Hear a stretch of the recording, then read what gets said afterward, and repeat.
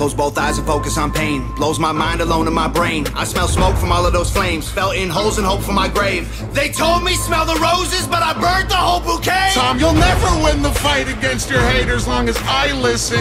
Cause I read every single comment that you try missing. Then recite them in your mind and memorize disses. I'm a giant, Thomas, why are you trying to fight with me? I'm different, don't care about a height difference. I might win it, show up to a gunfight, knife swinging. I am the darkness. Yeah, I got night vision. No! I need to do this by myself. I told you twice already exactly how I felt. I'm the best rapper ever, I don't wanna be great. If they're the best, then I'm better, don't you make no mistake. Cause I'm the gold, feel it in my bones until I'm a ghost. I'm the one who pulls the sword out of the stone. Best ever. I'm the best rapper ever, I don't care what you say. I'm Da Vinci, I'm forever, I'm designed for the fake. Cause I'm the gold, get the kid a bone. Everybody knows, only voices that I'm hearing on my own. Best ever. Aaron Tuttle here. It's storm season in Oklahoma, and with that comes torrential rain, high winds, and hail. To protect your home and your family from these threats, the one roofing company you should trust is Ferguson Roof Systems. They've been providing the best in roofing services for nearly half a century. Ferguson is Oklahoma's full-service roofing company, certified with an A+ Better Business Bureau rating and a 5-star rating on Google. And with Ferguson now offering Class 4 impact-resistant shingles, now is the time to trust them with your home's roof. Get started today at FergusonRoofSystems.com.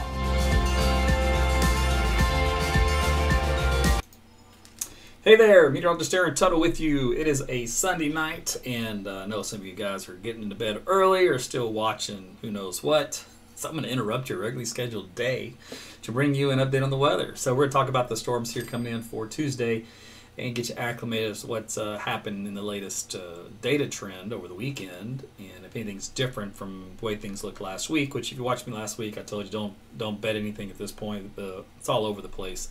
So we'll see what's narrowed down here in this short period of time, but please like and share and comment this video with your friends and family. Let Facebook know that you're interested, so the artificial intelligence will, let you see more of me. So if that's what you want. All right, let's get on with the show, shall we? First thing to bring up, it is going to be a windy day tomorrow. So if you thought it was a little windy today, guess what tomorrow is? Yep, winds of about 30 with gusts of 40 miles per hour out over Oklahoma. Of course, much breezy-er out west, so close to 40 here in the Panhandle, and not as strong in far eastern Oklahoma. The reason for that is we have our next upper level storm system coming in. It's just now kind of coming in off the western coastline here. So this is the developing area of lower pressure, lower heights. And what is going to pile in here is a big swath of moisture out ahead of it in two branches of the jet stream, the polar and the subtropical. And that's going to start to cloud things up a little bit here for us as this moisture moves on in. So you're going to notice a change in the sky conditions as this system approaches.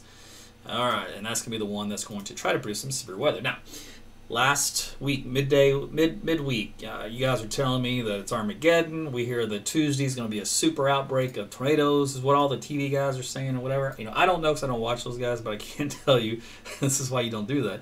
This is a computer model from last Wednesday showing you where the upper level low pressure was, which is across the four corners area. And mind you, this was one of 3 solutions, and none of them jive. They're all over the place. There was already a lot of uncertainty. But the best lift in this particular environment would be pretty much in this area here, this little box, right? So that's the best lift of the system. You still need other ingredients to produce severe weather, but at least you got that part going for you. Okay, so that's forecast for this coming Tuesday, and this was last Wednesday. Now, why do you not want to do that? Because we're going to show you. Let's go to the next one. So this is a forecast tonight for Tuesday. The upper level low is now over here. And the red box, or this will do a blue box of the best organized lift and instability, is kind of in this region here. Well, it's nowhere near where this other region was. So, and this is not juxtaposed with the proper ingredients for severe weather on a widespread note. So, a little track in the jet stream from this guy going down here, retrograding, digging southward to Mexico, changes things.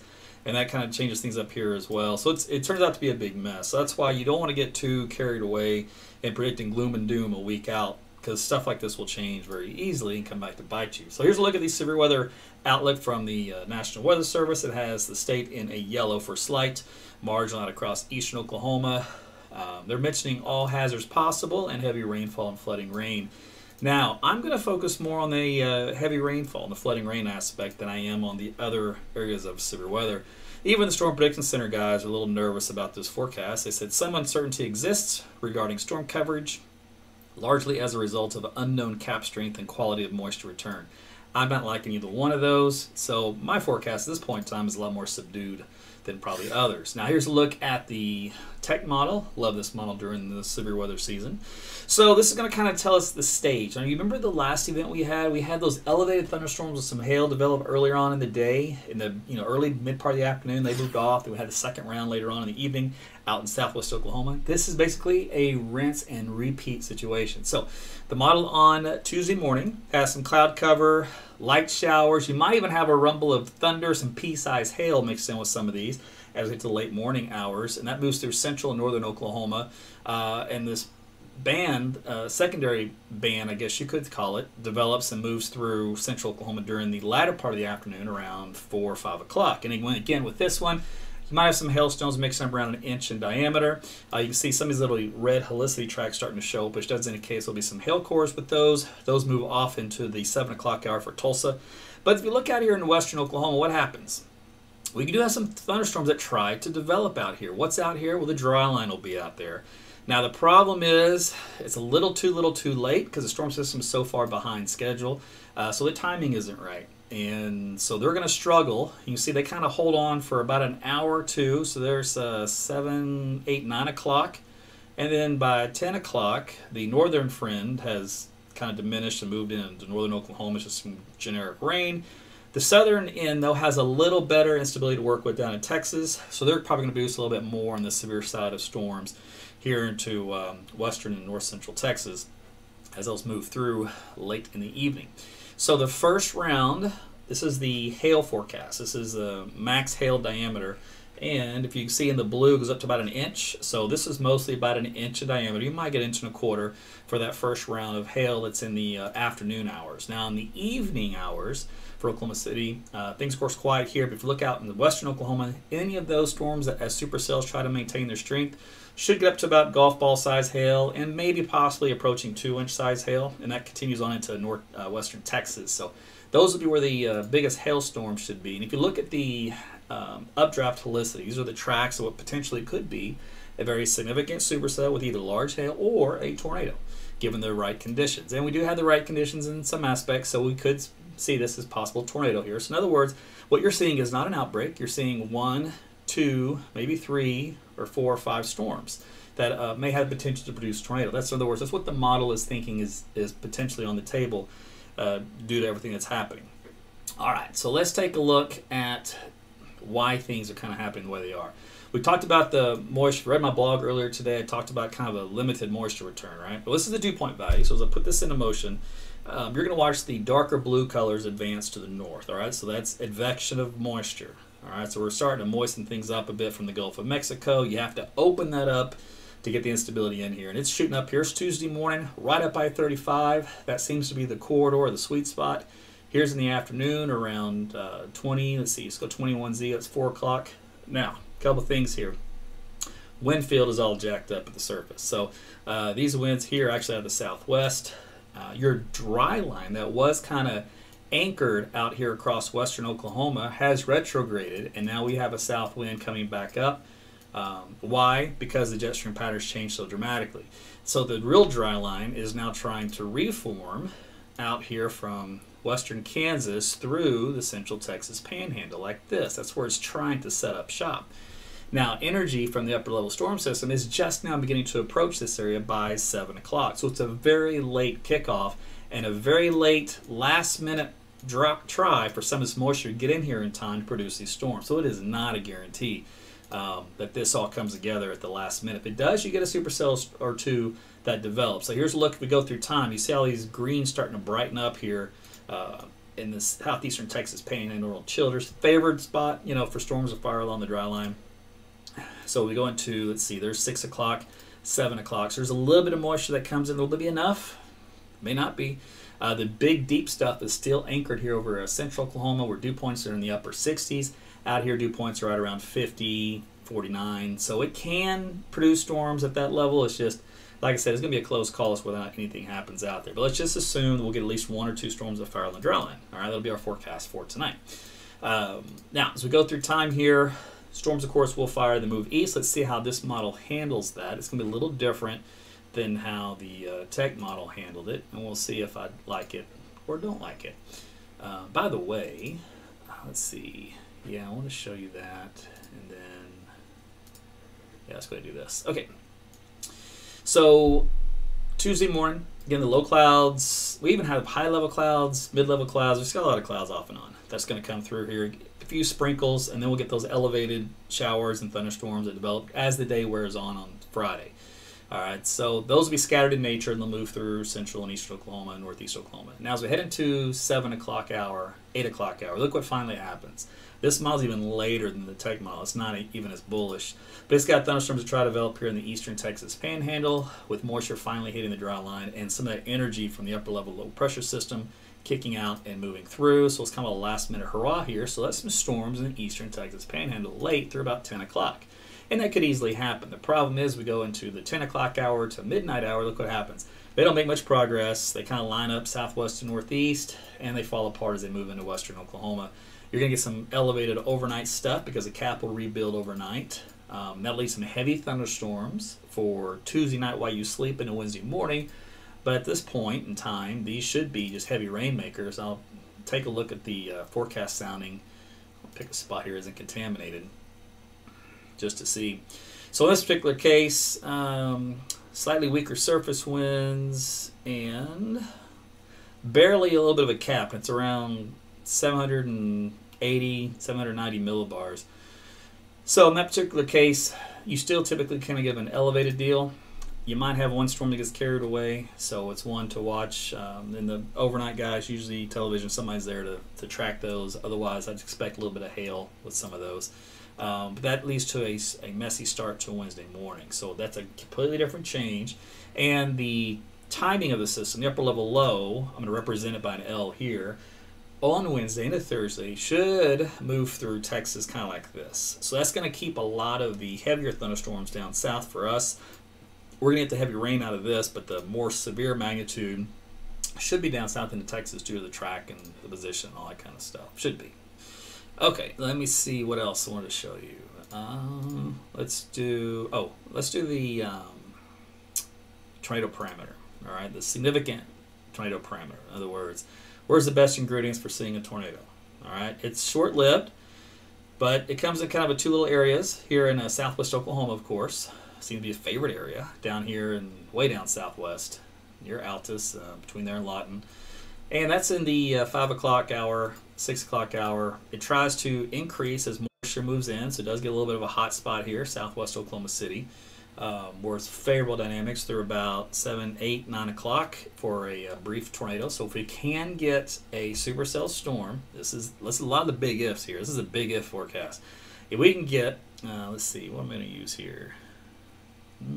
I'll just do this. If we can get a supercell storm that forms out here, all right, and it can trap, and that's at let's say that's at 7 o'clock. All right, so it's moved from 7 to 8 to 9. It's held its own, and now it's in this environment for 9 o'clock. Point being is, if it can stay rooted in the boundary layer, in other words, not elevated, it can tap into this better situation and quickly produce a tornado within this small region. So tomorrow, it's not like we probably won't see any tornadoes. We'll probably likely see one as long as we can get a supercell storm to hold together and everything works out in the right timing out here in southwest and west central Oklahoma. Now, regardless, if you wonder here in Oklahoma City, what happens to us? Well, a storm should weaken, fall apart as it moves closer to us. So right now, the threat would be out there in the west that we'd have to watch during the late evening period. So as we kind of get close to dark. And that is the latest look at that. All right, now rainfall amounts. So we talked about a lot of rain, and we're going to get 2+ inches here. Thank goodness, we need it here in central Oklahoma.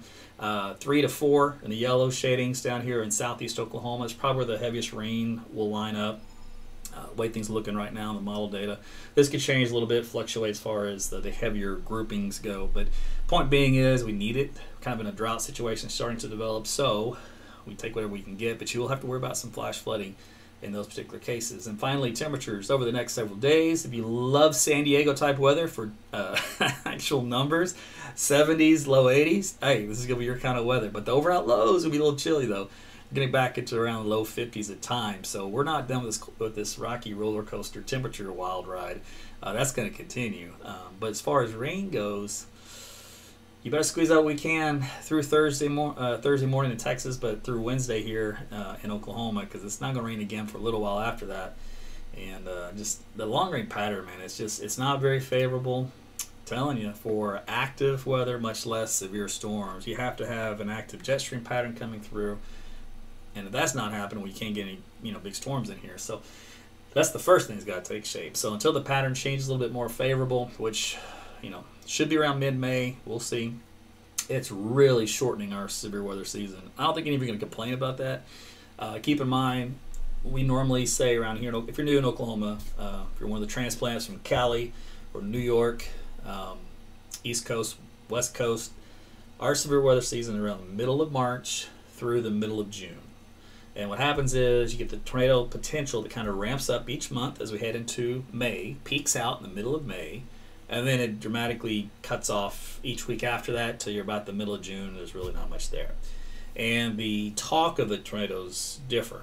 So in the early stages, we're talking about supercell type storms. As you head into the later stages, you're talking about squall line type QLCS tornadoes. They're little eddies, little spin-ups of vorticity along the leading edge of a squall line. They're not traditional out of a supercell storm. So they're made differently, but they're still a small tornado. They can sometimes get a lot of control. I think I've seen an EF2, but most of them are usually EF0s, EF1s. So that can happen later in the season as we get toward the end of May and the beginning of June, when we get these big squall lines that come in, usually start around Colorado, and they work through overnight as big clusters of storms. It gives us a lot of rain. A lot of times the severe weather magnitude of those has weakened quite a bit by the time it gets here, which is good. So we just kind of get the rainfall aspect of it. And there's other times where they hold in quite strong, and it's a wall of wind. So, and sometimes some hail. But that's how the season usually shapes up. Every season is different. I heard from many people going, I hear this season's going to be the worst. It's going to be just as bad as April or look like 2011. It's a duplicate pattern. I'm just like, there are no duplicate patterns. Everything is unique, individual. Even when we go through and we look at the analogs, and we compare current mappings to what we've captured in the past. And the past, of course, we knew what the outcome was. So then we try to take that and look at today, compare it, and see if it works out. You know what? It never works out exact. There's always something missing that was there, last time around, or something different this time around. It's every little thing is unique. Everything is a little different. So you have to take these things year by year, and you take them forecast period by forecast period, so week by week. And then as we get into the mesoscale hours, it's about 48 hours out from the event. You can chop it up into fine ingredients, and we can talk about the really significant aspects of it: hail size, what the max damaging wind potential is going to be, and then whether or not we're going to have tornadoes. And then let's find out exactly where, what part of the state, if we can get it down to a county level, then get the timing, then where the threat starts, where it ends. So we can do all of that as we get into those final hours. So that's the overall picture of how the forecast works, at least in my world. I can't speak for everybody else, but anyways, that's how it's basically done. And then I'll break it down for you here so that a lot of the ingredients. It's important, because here's the deal, and it was frustrating. Okay, so in TV, this is TV, don't get me wrong, you're just at a new world of TV this way, but the old TV, old legacy style, we flip on your remote and you got channel 1, 2, and 3 to pick from. So when I worked in that industry, they would give us about 3.5 minutes to give the forecast. Well, when there's nothing going on, that's a piece of cake. But when there's something that's very complicated, you really want to explain a lot, there's no time. And so that was the frustrating part. So the good news is about the internet and then doing this type of broadcasting here, I got a lot more time to expand. And I think what happens is, let me give you two, the reason why I'm going with this, two views of this. One view, the weather guy on TV's got 3 minutes. He's got to hype and scare you to pieces to make you think Armageddon's happening on this date. And you better make sure you watch. Okay? And then you got me over here, I'm gonna say, well, actually, storm system's over here. This is out of place. This isn't juxtaposed. This off axis is incorrect. This is too little too late on the moisture. It's got this. So then I break down everything that's wrong, why it should not be a big deal. And then you're like, well, I just heard so and so say it's a huge deal, and now you're telling me, well, it's not that big of a deal. So which is it? I tell you the science. I tell you the reasons why things do what they do. Sometimes in the end, Mother Nature will still do what it wants to do, but for the most part, we know enough to get a general idea. And I can't speak on anybody else's behalf as far as how they forecast or what kind of time they put into it or anything like that or what they look at. No idea. Just tell you what I do, and you can see some of it here that I don't show you that's behind the scenes.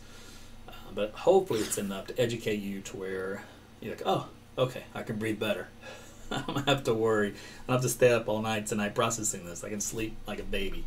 Because listen, I sleep like a baby every night. I got a big severe weather event coming the next day. You think I'm hyped up for it? No, man. I'm just like, yeah, it could be a long day tomorrow. So go ahead and get another extra hour to sleep. And I'm out. I don't even think about it. Somebody asked me, what do I do to prepare for severe weather? And honestly, severe weather does not frighten me. I don't have any problem with it. I'm actually fascinated by it. It is a miracle at how everything works, and the more we learn, the cooler it is, right? It's kind of like biology in your body. Once you learn what an individual cell's job is, think of an ant, his individual role. Every cell in your body's got an individual role and how they work together. Oh my goodness, once you dive into that, you're like, this is incredible. All right, same with Mother Nature. So I'm more fascinated by it. Now, the one thing I do not like is lightning when I'm out in it, because there's nowhere to go. There really is no safe place. There's no way to hide from it or squat down.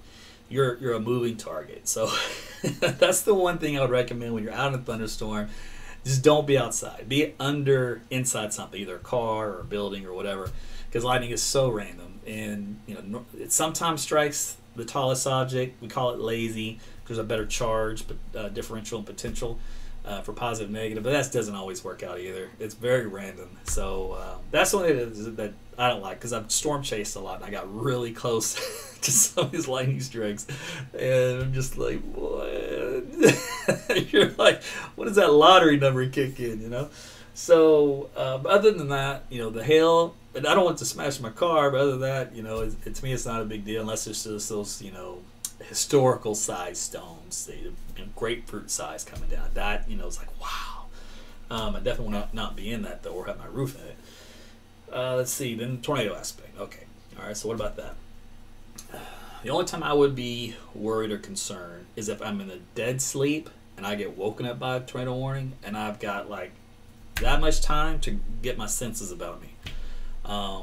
The problem is I go into weather mode versus safety mode. I immediately go app, radar, where is it? Is it going to hit me? I need to seek shelter or what? So that's what I do very quickly. And then I'm usually doing is turn on monitors. I start looking at TV, or I start covering it live for you, broadcasting, whatever the situation. So I really don't even worry about the tornadoes unless it would be like in a movies, where you've got all of a sudden you've got 30 seconds. You just woke up. My app sends a notice to you. You get it, twisting storm alert. Tornadoes on the way. So I hit the deck. That would be a little unnerving for me. But seeing it coming 30 miles away, an hour away, knowing it will never last that long, and it's going to recycle a ton of times, and it'll drop a little bit here, drop a little bit there. And at times it'll look really huge on TV, and at times it'll look really small. There is no direct correlation with the size of the tornado and the strength.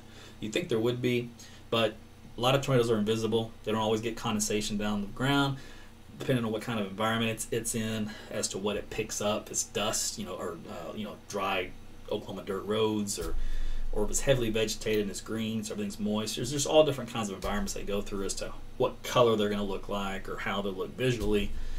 Then you have the different stages of the life cycle of the tornadoes, where they're, storm chasers will name them out like stovetop, and a wedge.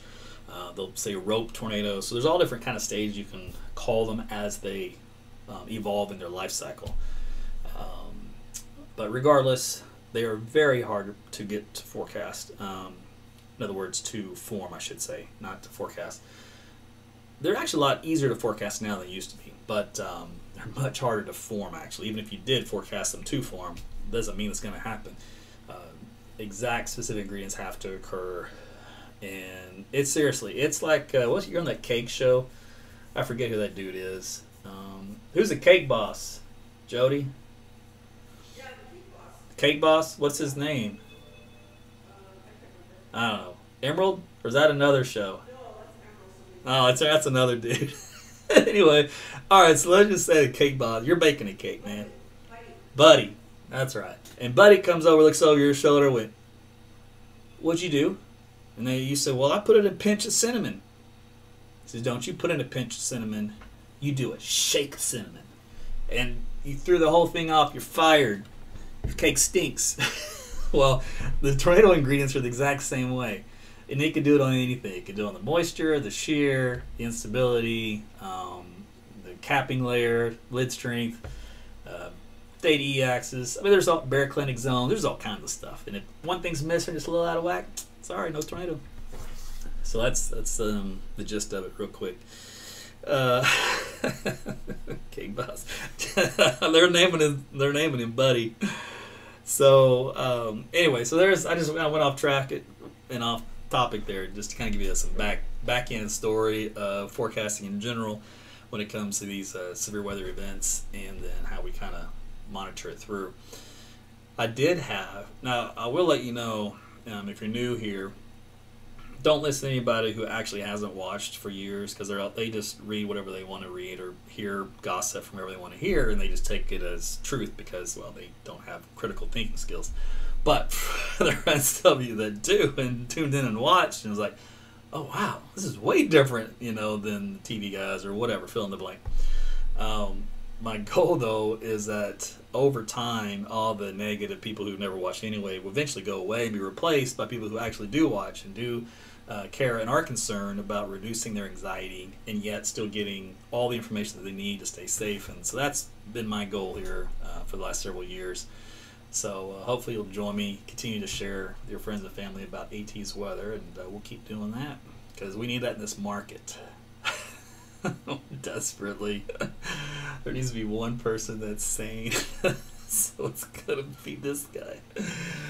Alright, listen, you guys have been great. By the way, on the corner of my eyes, I saw a ton of stars tonight, so thank you, ladies and gentlemen, for shooting me some of those. Now, every now and then, Facebook will give you some stars to play with. I think they'll give you like 150 a lot of times, just to send out to people. So when you do that and you send them my way, I do appreciate that. For you guys on my patrons, the stupid Facebook page wouldn't go tonight for some reason. I don't know why. So I'm very frustrated with Facebook right now. And then, but YouTube was working tonight finally. So I don't know. Last night or 2 nights ago, whatever it was, it didn't work for some reason. But now it's working again tonight. So I don't know, man. It's always something. That's why I broadcast on multiple platforms at once. That way it's one bound to work than the others. So anyway, okay. Guys, sleep well, and I will do another live tomorrow evening about 9:30 probably, and then on Tuesday itself, sometimes I'll do a lunchtime live for the event just to see how things look, since it'll be just a few hours away from another round or whatever, and we'll go from there. But so far tonight, what you've seen, that's what I expect. All right, take care.